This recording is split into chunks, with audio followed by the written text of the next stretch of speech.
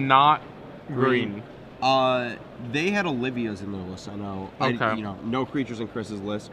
A lot of planeswalkers. I see Jace, Architect of Thought, not Memory Adept, Architect of Thought. One Chandra, the Firebrand, two Cameo, the Moon Sage, and one, one Big Papa. So we're underway. Steam vents for Chris on the left here. To a Temple Garden for John. Yeah, Chris's white cards, he has Feeling of Dread, Supreme Verdict, 4 Terminus, and obviously Sphinx's Revelation. Four Sphinx's Revelation. And he also has Rakdos' Return. And Elixir of Immortality. Yeah, he means it. Yeah. So Chris has a Plains to match with the Steam Vent, while John looks like he drew a Champion of the Pair. Is that... it could not be, but... Looks like so we've got a Knight of Glory. Yeah, one card in John's deck that I find interesting is Elite Inquisitor. When the format first started, a lot of people thought that Elite Inquisitor would be the solution to all the zombie decks that would run rampant. As it turns out, that's not... Flame, thanks. Yeah, it's Valkyrath Aristocrat does not get stopped by your 2-drop. Yeah, that's not the way the format shook out. Yeah. It's still okay. It still fights a Huntmaster decently. I would say it's a guy that doesn't die to Olivia, but I don't know how much that matters. Though, looking at John's sideboard, there's a card I'll talk about later that's something I always liked in other formats against Olivia. So, Chris has a Chromatic Lantern as his 3rd turn, and John's going to get 1 turn to attack without any sort of interaction, it looks like. I see an Azorius Charm.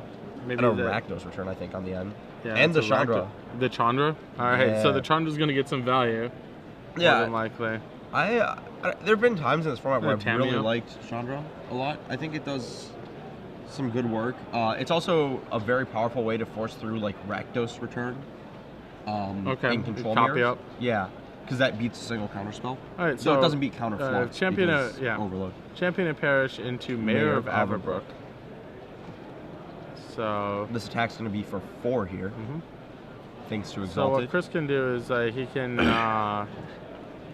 Chandra down the Mayor. Yep. Hopefully he does the Mayor and doesn't Todd Anderson this up. And love you, Todd. And then that leaves him his Chandra vulnerable. Dead? Yeah. Well, I mean, killing, it's a sort of a kill a guy, gain 4 life. Yeah. Kill a guy, gain 4 life. That's not the worst thing to do. I think it's something that Chris alternatively, you can. I don't think Rakdos Return for the rest of John's hand is something that you want to do right now. Yeah. Unless he has a Supreme Verdict hand, in which case it's absolutely. He could also have a Terminus. Okay. He only has 1 Supreme Verdict. He has 4 Terminus, though. He would have to have a Terminus and the way. He was thinking about Rakdos Return and like seeing what that does on the flip. Yeah. He could also be. He has the Charm. He could be debating passing and whether that's better. But I think he's letting the Mayor flip. Ooh. Okay. So if John does not attack with his guy, he can attack for 5 currently or 6 currently. No, I'm sorry, just 7. 4.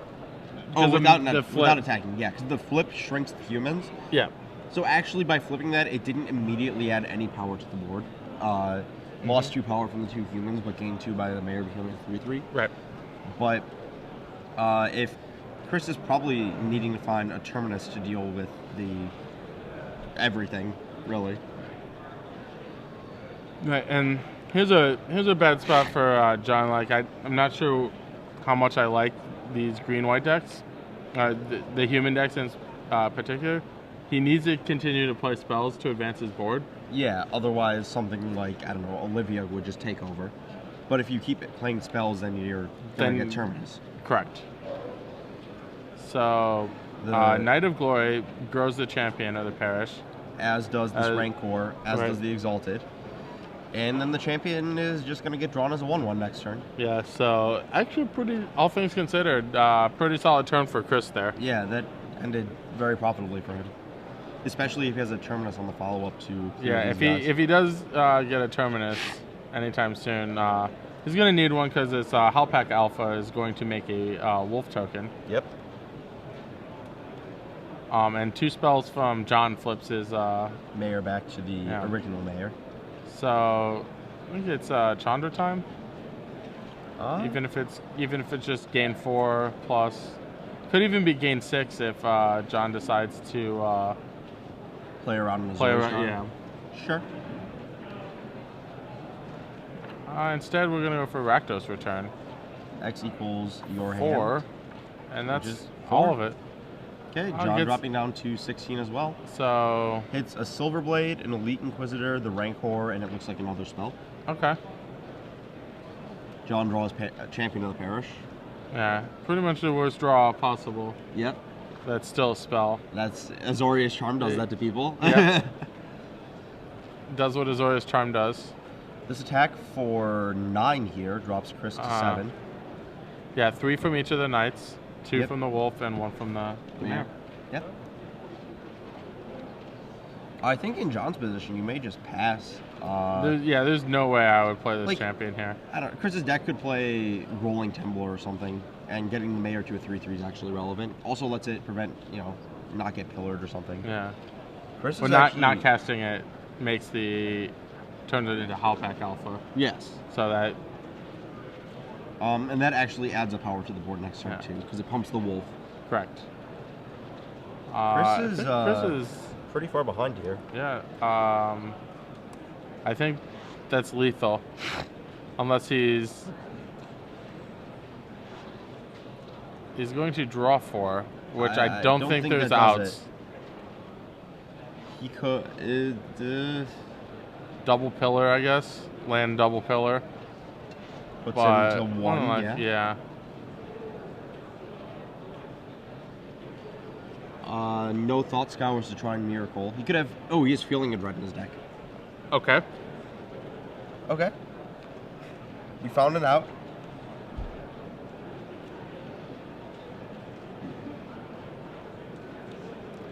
Okay. John could also potentially try to attack the Tamio with something and then get Azorius Charm. Mm-hmm. Ooh. Thalia. It resolves. I think that resolving is gonna that's gonna be it. Yeah. You just all yeah. Yeah, it would actually Chris is only playing 2 Pillar of Flames to begin with, so we would have had to draw both, yes. It looks like, let's see. We go to sideboard. So John has potentially, well, he's gonna board in Nevermore. Mm-hmm. He may board in Pithing Needle to kill Planeswalkers. Okay. May. I don't know. Personally, I really hate cards like that out of aggressive decks because it's not something that attacks I would not put it in John's deck to begin with. Yes. But if he has it, he's likely to bring it in this type of a situation. If he suspects Olivia, he might go for Riders of Gavany, which was the card I was talking about earlier. Okay. So Riders of Gavany, you name a creature type, and your humans get protection from the creature type. So if you name Vampire, they can't Olivia anything. He also has Dryad Militants he's likely to board in. Okay. Flashback Hunting twice. He might assume that Chris has Snapcaster Mages of some kind. Mm-hmm. And he has a Face Shield to counter Azorius Charms. Yeah, I actually really like Face Shield. The problem with Face Shield really is it's like all the other cards you have to play. Yeah, that's part of it, and the really awkward interaction with Thalia. I mean, I'd rather not play Thalia, but I think the other issue with Face Shield is that it's just not a card that interacts against a lot of things. Like, if you Face Shield versus Thragtusk isn't a fight that Face Shield actually wins. No. And Face Shield versus all the black-red cards isn't really a fight that Face Shield wins there either. You can get to the the Fateful Hour in theory, and that's when it's good, but usually it's just okay, Aristocrat you. Mm-hmm. And Face Shield does absolutely nothing against that. So what do we have on Chris's side for the sideboard? Chris's side, he came prepared for the Control Mirror. He has all these goofy control grinding games. Orb. Is a Witchbane Orb, a second Elixir of Immortality, some Dispels. He has 2 Jace Memory Adepts to go with his Architects of Thought in the main. His 3rd Nephalia Drown Yard. Yeah. to go with his 2 Ghost Quarters in the main. Jeez. So he came prepared. I think Ghost Quarter is criminally underplayed right now. I hate the concept of Ghost Quarter. Really? Yeah, I just hate having it in my deck. I think that so many of these control mirrors come down to utility lands. And not even just control mirrors, like a lot of control versus this green-white deck. Like, if you just kill their cavern, all of a sudden you can actually compete on that sort of right, but you're also down a land on trying to do that, and it's bad with Revelation. Yeah, something very bad. Okay. But what Chris does have, he has the last 2 pillars. Okay. So they'll come in. A second Supreme Verdict that takes him up to 6 sweepers. Okay. That's very strong. In the main. And I'm not sure if I'll have it, but he has 2 Tribute to Hungers. And a Detention Sphere? And he's got some spot removal. I think, let's see. He can board out Counterflux pretty safely. Yep. And 2 Rakdos returns. Mm-hmm. And an Elixir. Yeah, likely. He can probably race. Yeah, I think you are racing. I think race his own deck. Chris has enough cards in his deck that once he has control of the game, he can win before he runs out of cards. Yeah, and it's not like John has a way to stop him if it's just like something random. Yeah. You know, if he takes that out, he can Drown Yard John. He can Chandra ping him. He can Jace and kill him with his own cards, and this Nico Bolas. Yeah. Which I would leave in for sure, I think. Yeah, absolutely. Like, that's your big game. Even as a control magic. Yeah.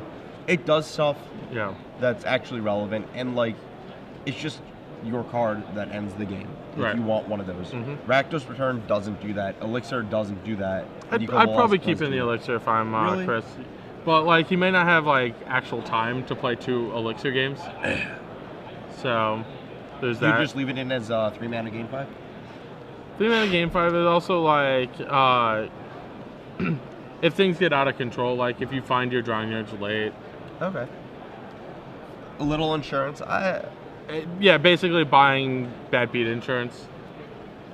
I think Nico Balls really prevents you from having to do that, right. But it's possible. I'm just really hoping to see some Miracle Terminus. John going down to 6 cards. Yeah, me too. I just want to see Miracle, John plays 3 creatures on turn 1 and 2, and it's I just it's always the worst when it happens to you, but whenever you get to watch it happen to someone, when you're just I'm just gonna play guy and then guy and guy just kill you on 4, and your opponent's just Terminus on 2, and you're just that's great. Congratulations. Yeah, I watched Star City's own Cedric Phillips in the Streamers Cup. There was 8 streamers paired against each other, and every match was streamed twice. And Cedric was playing a black-red beatdown deck. As always. And as Cedric Phillips is wont to do. And he played against 2 Esper opponents who had very little game against him, and they both Miracle Terminuses very early. Yeah. And just crippled Cedric's offense, and it was a joy to watch. It's amazing. I think I had that happen to me in the last iteration of Unpowered Q. I just go Mother of Runes on 1, 2-drop on 2, and they're on the draw, and they just draw Terminus and Miracle, and I'm just yep, that's It's disgusting when things like that happen in a cube. It's just there's 1 out in all of Magic. Yeah, 1 out in all of everything. Right, it has to be in their deck. Chris's Terminus, he has 4 in his deck or whatever, but in a cube you only have 1. Yeah. But I still can't wait to see a Miracle Terminus. Yeah, it not in Legacy. It's not cool when you know it's No, there. It's not cool. It's not a miracle. Yeah. We just call that 1 mana Wrath of God. Yeah, exactly.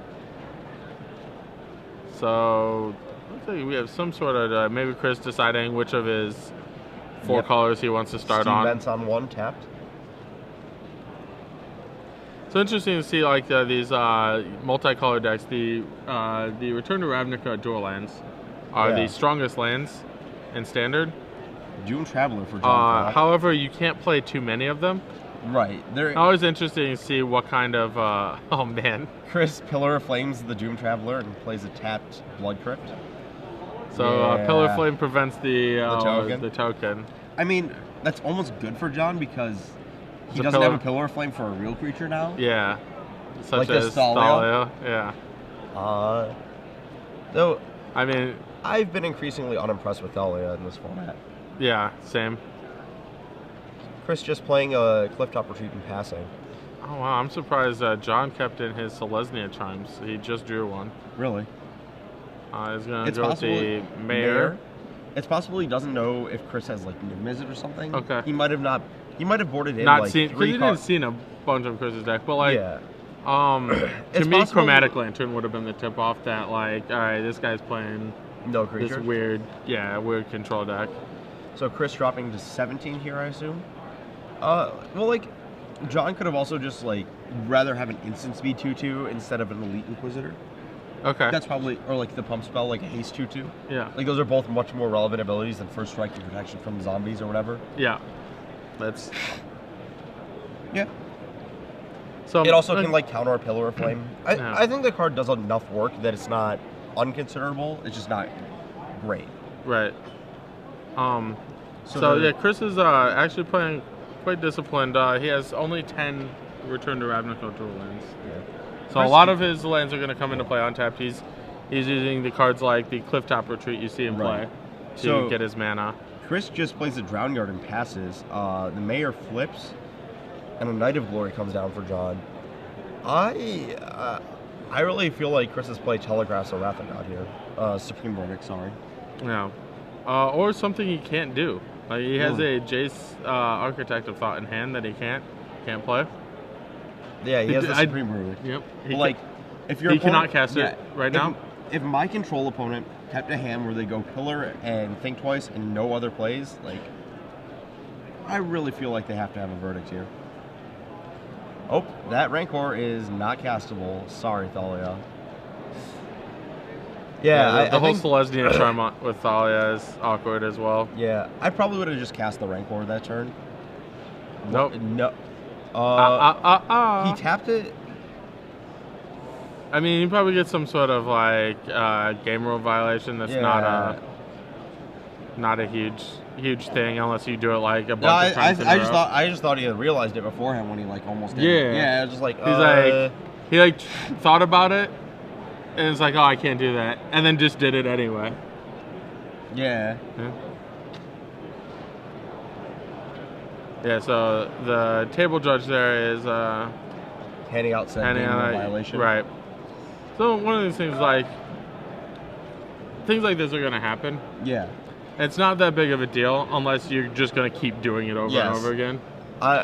They can add up. I know back in there was a season with a deck that had like multiple Howling Mines in it. Okay. And I know someone at a Seattle PTQ got DQ'd from the event for accumulated warnings. That almost never happens, but like that means if you're playing like mostly type Magic. They got a game loss round 4. Jeez. Alright, so here's the planes, here's the Supreme Verdict. Flashes back the Think Twice into a Supreme Verdict off of basic planes. Everything gets wiped away. Yeah, playing that Rancor seems like it would play around the Supreme Verdict a little better there. Instead of the Knight of... Yeah. Well, yes. I would agree, especially because John could make Wolves with the Howl Pack. Yeah, he's already got a significant board state. There's Thalia, I think. Still can't cast this Rancor. And no Rancors. Alright, so John casts Thalia with 3 spells in his hand. Is it 3? Yeah, it's 2 Selesnya Charms and a Rancor. Oh no. Not combos at all today. Yeah. And it looks like Chris has effectively stabilized. If he can manage to, what was it, this Thalia or like... I think at this point it's almost irrelevant that the Thalia is in play. Mm-hmm. Though he It'll doesn't suit have up a Rancor, yet. yeah. He cannot Jace. I actually kind of like Jace's position in this format right now, because if everyone moves back to Memory Adept, we can just little Jace them. Yeah. It's just they cost 4 and 5 now instead of Seal of Jace. All right, so Sulfur Falls and Jace. Architect of Thought. Yeah. Likely. Would you plus it or minus? It starts at 4? It starts at 4? Yeah, I would just plus. Okay. Goes up to 5. Will likely fall to 4 again. But since Chris knows... It'll fall lower. It'll probably fall to 3? 2? 2. 2. Yeah. I think that the sequencing is better because... It gains you the 4 life. You could also gain 4 life the other way around. Like, if you just minus, and then John pretty much has to attack it. Mm-hmm. But this way, John is required to Rancor and attack it, and then you get to untap and potentially get into a situation where you kill the Thalia, and then +1. Yeah, and then keep a Jace in play for a little bit longer. Yeah. Which, more than likely, Jace is one of those planeswalkers where you just kind of get rid of it. Sometimes.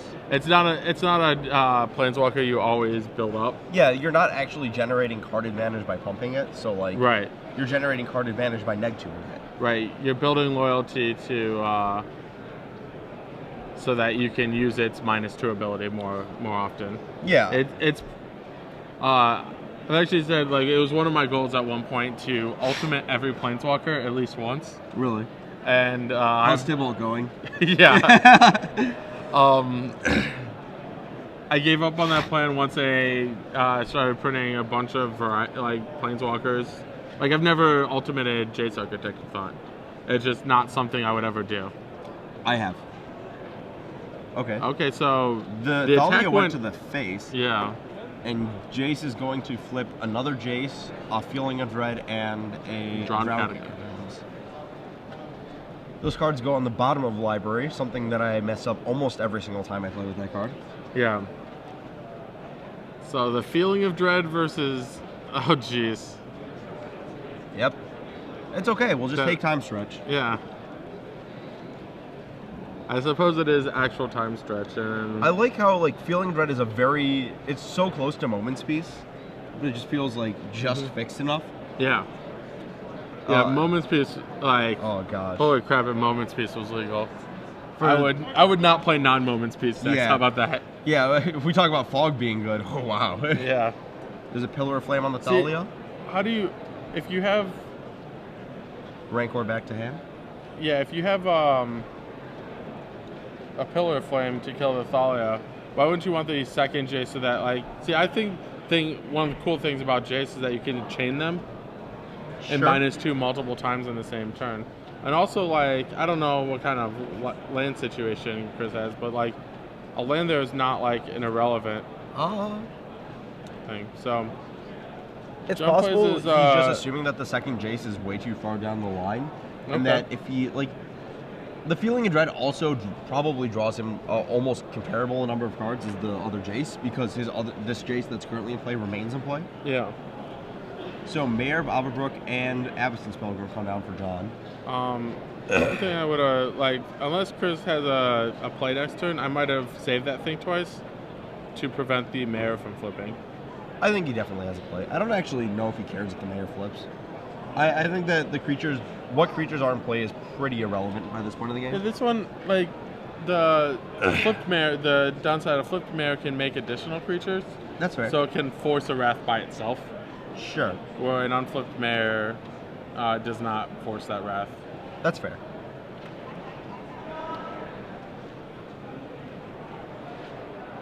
See Chris counting some mana. Jay's probably going to 1 here. I would imagine. That looks like a 1 to me. That is a 1. There comes a... He can even flashback the thing twice, though, so that doesn't Right. How about Sphinx's Revelation? Would you like Sphinx's Revelation? Or Sphinx's Revelation and Hallowed Fountain? Well, you might just put both Revelation. Get real. And that is... so we found a win condition. Yeah. Pseudo-win condition. Yeah, pseudo-win condition. Like, we have a Drown Yard in play, so they're... Yeah, it's effectively a win condition. Yes. That took about however long it took to split. It took that much too long. I would have split that in 5 seconds or less. Yeah, that's a very bad one for John. Yeah, it's a... So it looks like... I think Chris just passes and just loads up a Revelation. Sure. We have a missed flip on the Mayor. Yeah. Chris is not obligated to tell him. I think Chris brought it up. I think Chris just asked the judge. Because Chris kind of like paused the game a little there. Yeah. He's like, hey, what's my obligation? Yeah, that's fair. That's what I do. Because I actually don't, I don't keep up on the trigger rules. And so I don't know exactly. You are not required to remind your opponent of any trigger. If it's noticed after the point where it's supposed to have occurred, a judge, you can call a judge, and it is up to the opponent or the player who missed the trigger as to whether it goes on the stack or not. Yeah. I'd have to look up what I think the default. Like, if a trigger has two options and there's like a default option, I don't know if that still applies. I think it still does, like cumulative upkeep or whatever. Yeah, there's like a bunch of corner cases. Yeah. Like, I had in one of the invitationals, like my opponent gained the life off a Huntmaster, did not put the wolf into play. Then you put the wolf into play. That's just improper resolution. Right. So I think like you can still forget a pack trigger and die to it.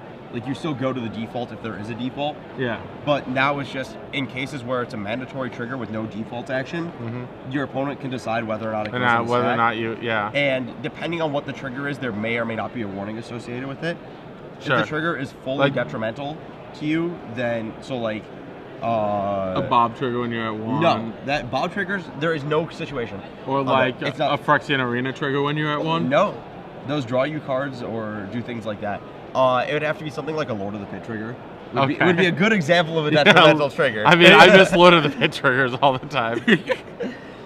Your opponent still has the option of putting that on the stack or not. Okay. But yeah. So that is my knowledge of the current trigger rules. I mean, I just I'm trying, like, when my opponents forget something, I let it pass and then immediately call a judge and be like, hey, what do I have to do here? Yep. Like, that's just like a very safe way.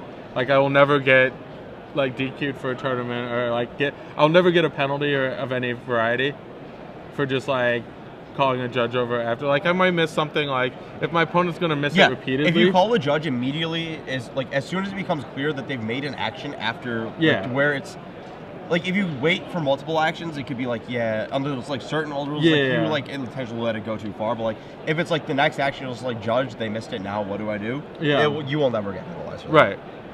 And so like, I might give up some like competitive edge. Like, my opponent might forget. Like, might be one of those things where my opponent forgets all the time. Yeah. Like, I saw somebody win a game because his opponents forgot Rancors. Yeah. And there were like 3 Rancors, and on the subject of Rancor, just getting cast on the Savizan's Pilgrim. Yeah. Apparently Rancors are tapped for John. Well, now they would. Yeah. Alright, looks like we're going to... Feeling of Dread, tapping. This has a feeling. So it looks like John just missed his Mayor trigger. Yep. So it's just going to stay... I really want to figure out some bad pun with the word may, but I'm just... it's just not happening. Not that clever. All right, so a mini Sphinx's Revelation. This one will be for 2 or 3. It's had a hidden land. It's a little outside the mini range. Yeah, a solid one. Also, it probably doesn't need all that many extra cards. He has a lot going on. Is it reasonable that you would actually just take the damage there instead of feeling? Because you gain 2 more and draw 2 cards at the cost of 3 life. So, like, you net lose 3 life to draw 2 cards. Right, and that's something that Chris can, like, Yeah, you also save your feeling. The problem is, so you're kind look of at the number of cards in Chris's hand. I don't think the difference between... I don't think we need that many. Yeah. I forgot the part where we have minus Jace twice. And think, and cast Think twice. Yeah, so have Think twice in a yard, so... I don't think number of cards is Chris's biggest concern here. Okay. Jace pumps up. Can't do anything else. Nope.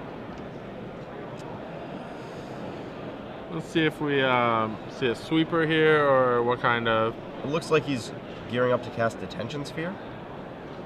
He has one of those in his hand. Looks like 4 mana. Verdict. Okay. Alright, so his second Verdict.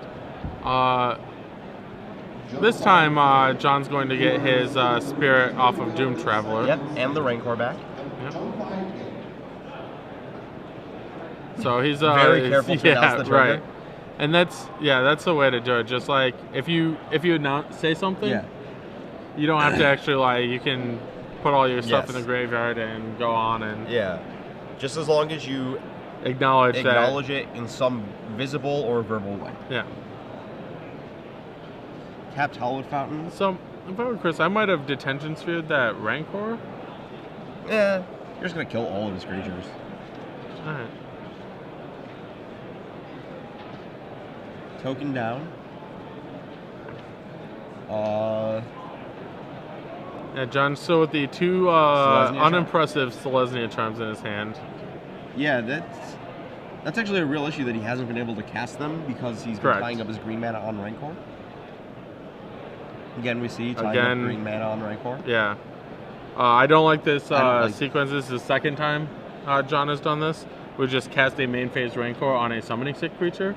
Yeah. Whereas if one of the advantages of it being an aura is that it virtually has haste. Yes. So he can cast it next turn, and like, say Chris did like play a removal spell of some variety. He could Selesnya Charm. He could Selesnya Charm and then suit up the Selesnya Charm with Rancor. Okay. So it looks like, well, Chris also has the Feeling Withdrawal, to be fair. Right. So I mean, he's got to slog through like a bunch of stuff, and like John's probably not winning this game. Let's be honest. But it is, he is taking up as much time as possible. That is somewhat valid point. Like he is, not stalling. He's just continuing to play the game. Right. 3. Oh, Silverblade. Yep. I think we're going to see a Feeling Unread flashback here. Yep. Right. Probably a Think Twice too, because just do everything we can. Jace is probably going to mine us next turn. We're going to be up about like 30 cards from where we started, and Chris just has to find some way to actually start winning. If you're John, is there like a point in the game that you concede? Yeah.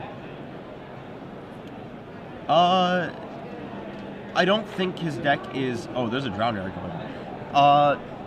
I think his deck is fast enough that there isn't a specific point that you actually concede. Would you concede on? I mean, you could clearly want to concede on like. It's probably like 7 minutes. Yeah, I think there's a definite point. But like, it's like it's really definitely not now. It's not something that you really have to think about. Okay. Because usually, like, given this time frame we have to work with, his opponent should be able to kill him. Should and will are two different things. Well, I think if you're Chris, you have to kill him in that time frame, unless you're playing for a draw, which is. Yeah, I mean, Chris has got his work cut out for him. Okay, yeah. He cannot win very quickly. That's true. I think this 18 minutes, like this whole like rearranging of his mana, is just like taking up way too much time that he just doesn't need. His physical play is not proper right now. Yes.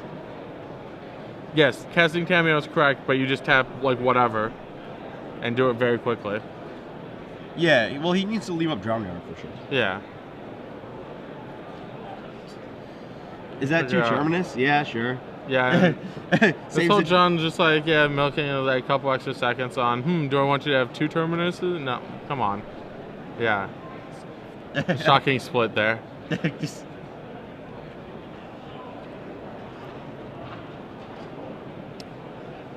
Yeah. Don't flick your card, just pass. What are you gonna do? Right. The clock is your enemy here. Yes. If you're Chris. Yes.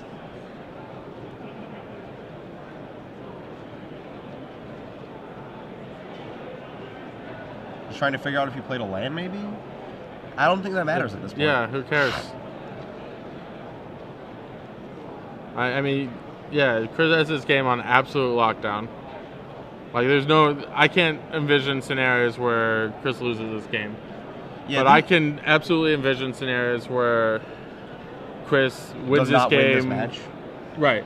Or, like, Chris is in complete control of game 3. Yeah. Or whatever. Where Chris would win the match on Moto, but not in real life. Yes. Or in the top 8, but not in the Swiss. And an untimed round, Chris would, these Drown Yard kills are much slower in real life than they are in Moto, I've been noticing. Oh, good judge call. Yes. From across the room. Alright. Jace, up. Jace, Tamio. Up, go.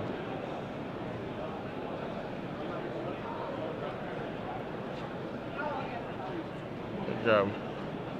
End of turn, Selesnya Charm. Make it night.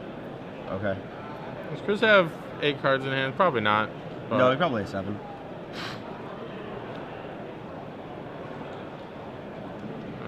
This knight still only attacks for 1. Correct. Because of the Jace. Though we could miss the trigger. Because Jace is worded as such. Yeah, that's like the worst trigger of all time to miss. Yeah. Like that and the Pirate Heart Wolf trigger. Oh, yeah, Pirate Heart Wolf's probably more embarrassing. Yeah.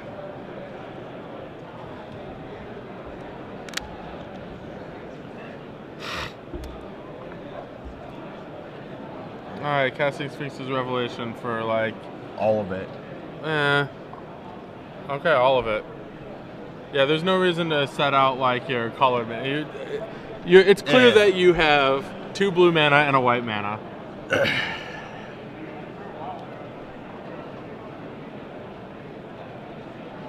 How's my Time Twister hand? I'll add it to the other one. Yeah, usually with the Time Twister, you have to shuffle the old one back in. Did the knight not attack? And it has Vigilance. Well, would have assumed it attacked. Alright, so Chandra Super Friends gonna 2013. Yeah. Chandra gonna take down the Pilgrim. Probably. You can't throw away games. It takes actual practice. You probably died by now. Hit Tamia. the knight. How did you cast that? Judge wasting some time. Cavern. This is why Chromatic Lantern's good? Yeah, because you always have it. And the Tribute. Oh, that's happening. It's not the greatest hunger in the world. Yeah. It's just a Tribute. I mean, like, you're under It looks like Chris has tapped out a blue mana, but not a huge deal. Yeah, he's probably going to kill with damage this game. Yeah. Who needs any of these lands? See ya. So which one of these hands is he keeping? Alright, discarding 5 lands.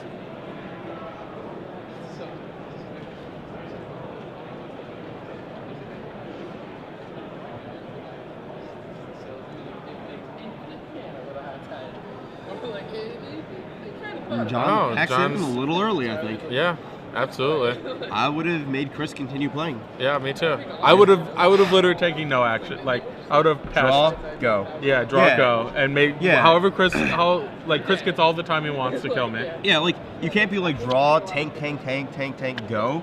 Right. You're just like draw, go. Yeah. And like your opponent's taking them all the time. Right. Yeah. Exactly. I have no problems with my opponent doing all the actions or whatever. Yeah. It's And I would shortcut everything. Like, I would literally make my opponent take out the whole clock or whatever. I would F6 every turn. But both players are getting a time check. But not really adjusting to that. I definitely think John's much better. Like, John's clearly not going to concede game 3. No. In the same manner. No. I think that no matter how many times it's brought up, that clock management is something that is very... No one really focuses on it. And just like, there's a lot of small things that are thrown away at every event by a lot of people. Yes.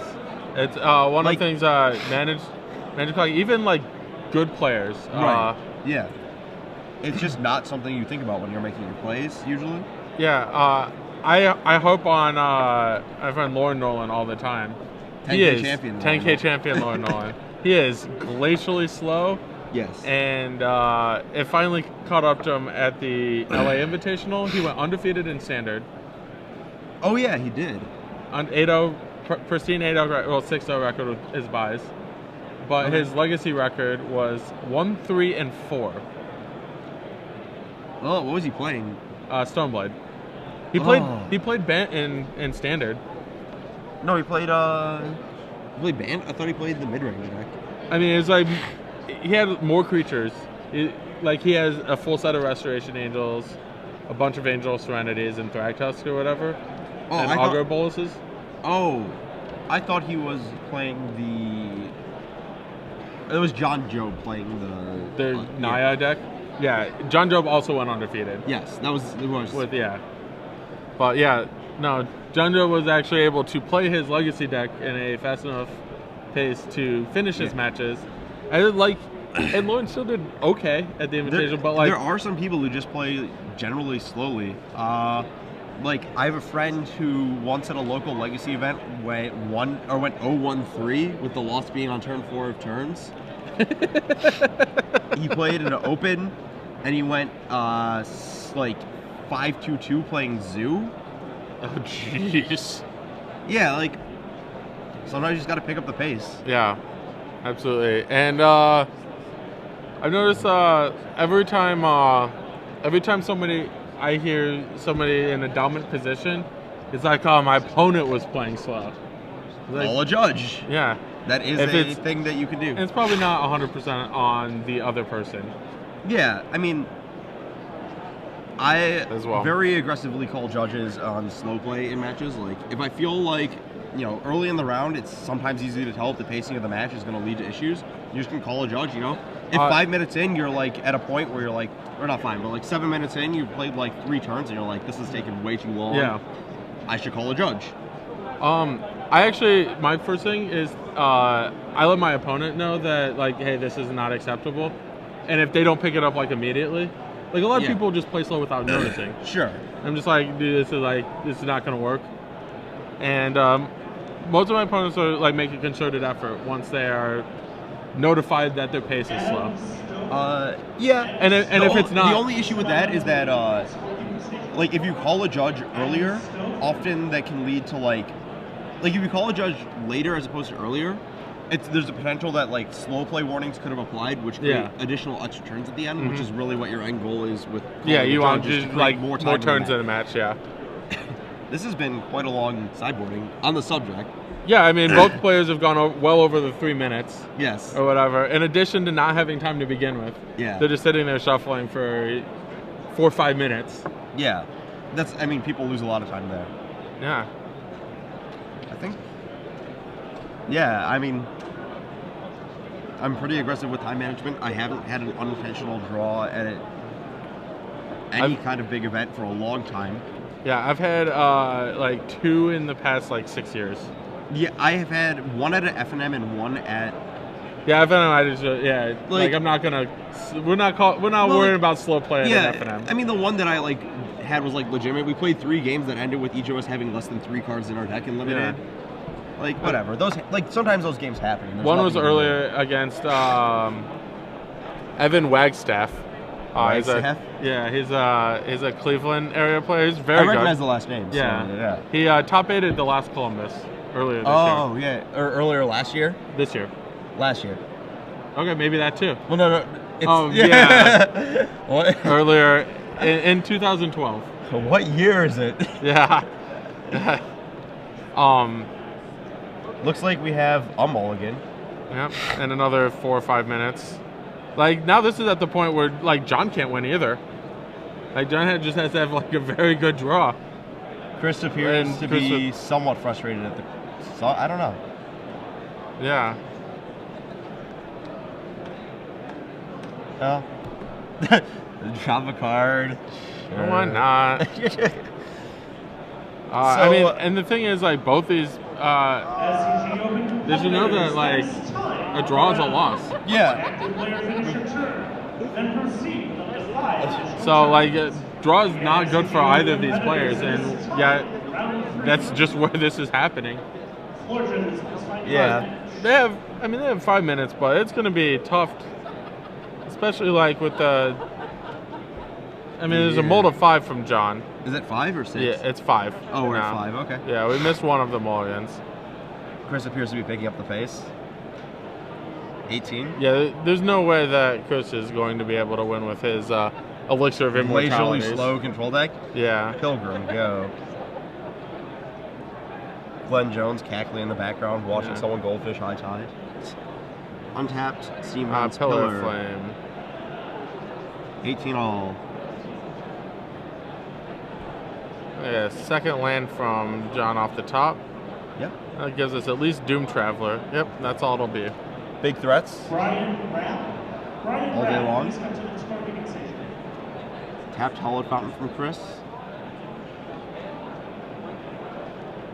And another thing I noticed with your pace of play thing, if you play really fast, your opponent likes to match. Yeah. And I've noticed myself, speed matching. Yeah. Like just I like to play at a nice pace, but if my opponent slows down, I'll slow down somewhat. Sure. So it looks like John has sort of a clock. Chris, not much of a clock. Yeah, Chris has to have actual nothing at this point. Right. John's still stuck on 2 lands, dropping Chris down to 14 on this attack.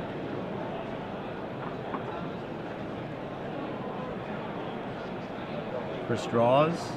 Detention Sphere.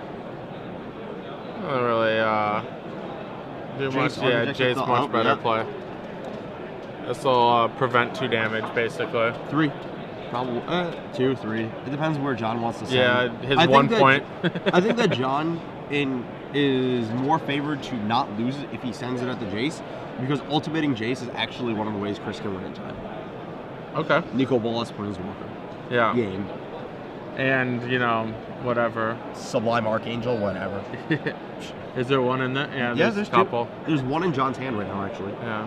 Pair up with the Jace is very good against this too. It is. It's gross. All right, he's going for the gusto. And Chris is gonna take 2. Yep. Bang.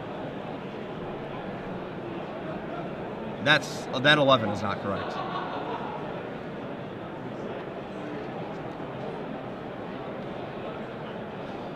Yeah. So there's a Terminus in Chris's hand. It's a matter of if he wants to. Yeah, he wants. I think he has to shove this Jace up. Yeah, he definitely has to do that and see if. I think we have to Detention Sphere the Silverblade. Okay. Nope. Yeah, I think you if Chris disagrees. If you're going to win in time, you have to do that. Yeah. Though I guess he doesn't even win if he Nico Bosses because if he gets the Archangel too. He gets he needs He actually needs the Sublime Archangel to win. Right. Pithy Needle, Jace. Game. Not really game. Match. Yeah. Match. Yeah. And the draw is on. So it looks like a attack 4 damage attack. Chris down to 8. And if Chris has a white source, yep, or a Terminus on top, Chris, if we can't get a winner, can you at least give us a life total discrepancy? Yep, perfect. Just what you want when under a minute to play. Yep. Oh, he has a Ghost Quarter and a Basic Plains in his deck, so he does have the white source regardless. All right. Are we Ghost Quartering ourselves? I really want to see this. Yeah. Do it. Mana? Nope. Nope. Killer. Faith. Shield. Gotta have faith. It gets protection from red. Both of these spells exiled. Pillar of Flame is exiled.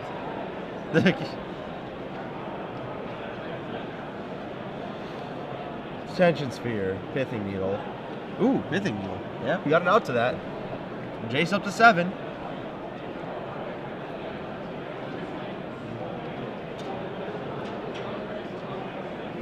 And time.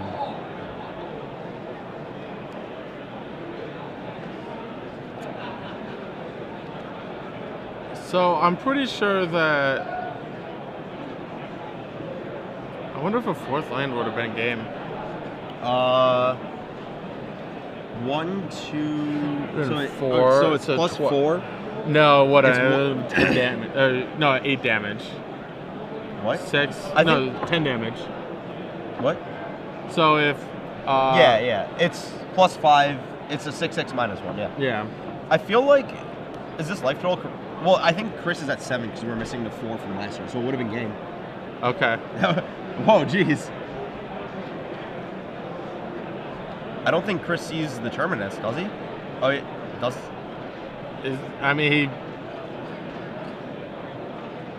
I can't imagine. Yeah, there we go. Okay. Well, yeah, John could have won that one, I guess.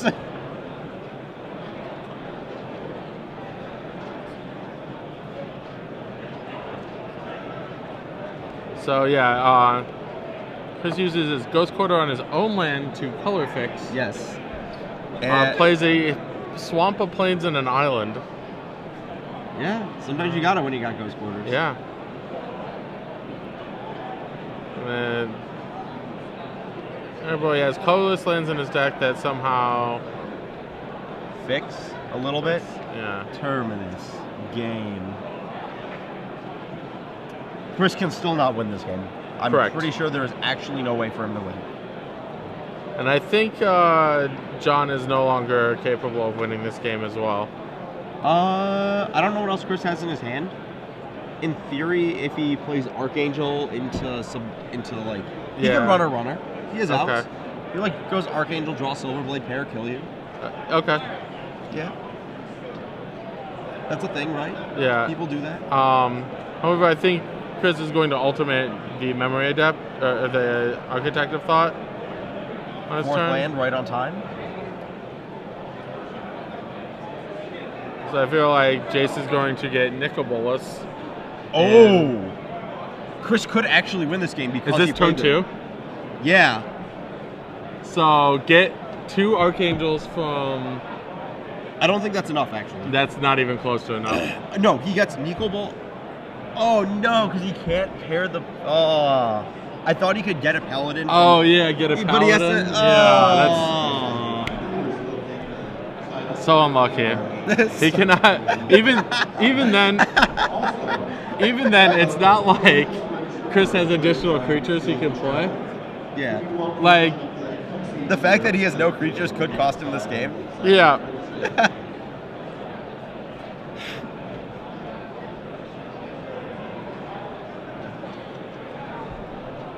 Wow. I like how we were talking about like neither player could win this game, but like both players are like with 4 or 5 turns. You know, like I think both players are like multiple turns away from winning. Yeah, but like John was a land away from winning this game, and like Chris has actually reached the point where he's probably like 2 attacks from winning. Yeah. That's right. This is fantastic. You don't want to cast the Legendary Charm. Probably not.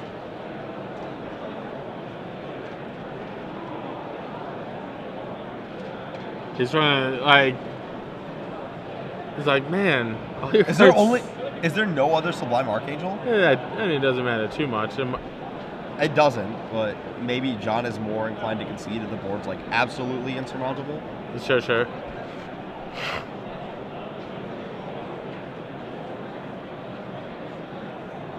Yeah, Chris is just like looking through the deck. He's like, man, why don't you play like sweet cards?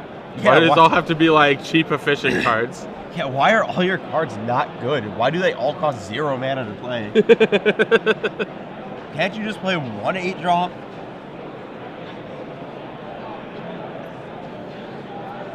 So his Memory Adept. Yeah, he boarded in Memory Adepts. He has a Rakdos Return in his deck. I don't know if that like if Fireball changes the math at all. I don't think it does. Like he gets his Nicol Bolas. No, he gets his. Yeah, he's short. I was trying to figure out if there's a way where he like. Oh, he sided out. Out his Nicol Bolas. Yeah. Oh gosh. He left in the Rakdos Return instead. Yeah. And he boarded out his Chandra, so he couldn't like fork the Fireball. That's what I was trying to figure out. Yeah. There's some line where he forks the Fireball. Okay. Yeah, this is gonna be a draw then. Yep. Man. Disappointed? I'm very disappointed. I loved Ultimate Planeswalkers. I'm living vicariously through Chris right now. I've never ultimated a Planeswalker. A Jace? I'm sorry, I've never ultimated a Architect of Thought. That's just so shocking. I just -2 it all the time. Really? My ultimate is -2ing it twice. I feel like I've gotten into like a lot of scenarios where the plus is very important, but Yeah, I mean, oh, come on.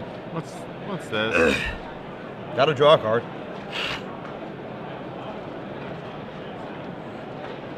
Just gotta keep soldiering through.